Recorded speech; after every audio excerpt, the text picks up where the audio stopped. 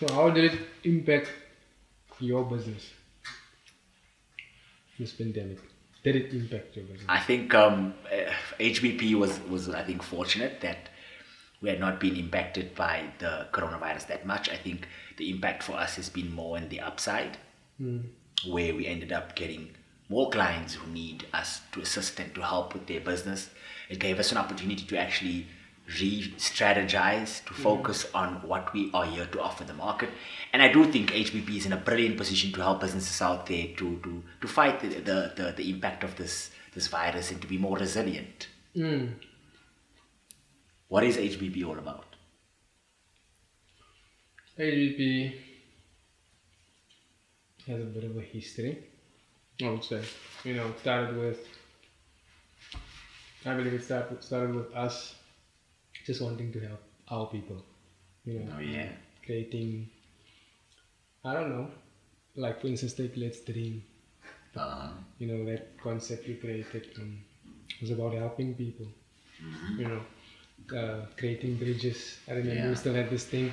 We wanted to sort of create a bridge between, what you currently have and what you actually want to do, but not knowing how to get there. Or that was one of the first things how it actually started. Yeah.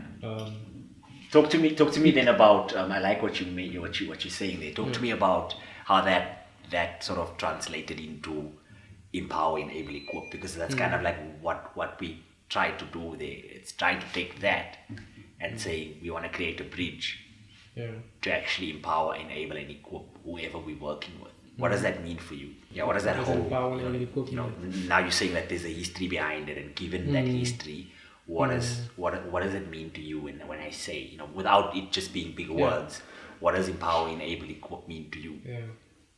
So I think I'd have to make an example. For instance, I came to Johannesburg. I stayed with family friends, and then eventually I got a job. Right? Well, there's obviously a lot of stuff there's a lot in between, and that we can talk about like at some stage. But I think if I take that as an example, empower, enable, equip, right? Empower would mean them telling me it's okay, you can come. Yeah. Right? We will give you some place to stay. So they're giving you that platform, that step up, that stepping stone. Yeah. While I was there, someone like Jefferson is someone that played a big role in my journey. He would help me create CDs. Would you say he was an enabler? That's what I think. Yeah. So he helped me. He helped me to enable even myself. Yeah. Guiding me, telling me go check there. Look at mine. Similar to what we're doing even today. That will be enable. Equip.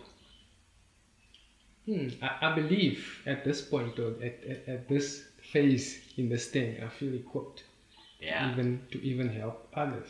That's in similar positions. So I think that's how for me it sort of relates or connects. Powerful.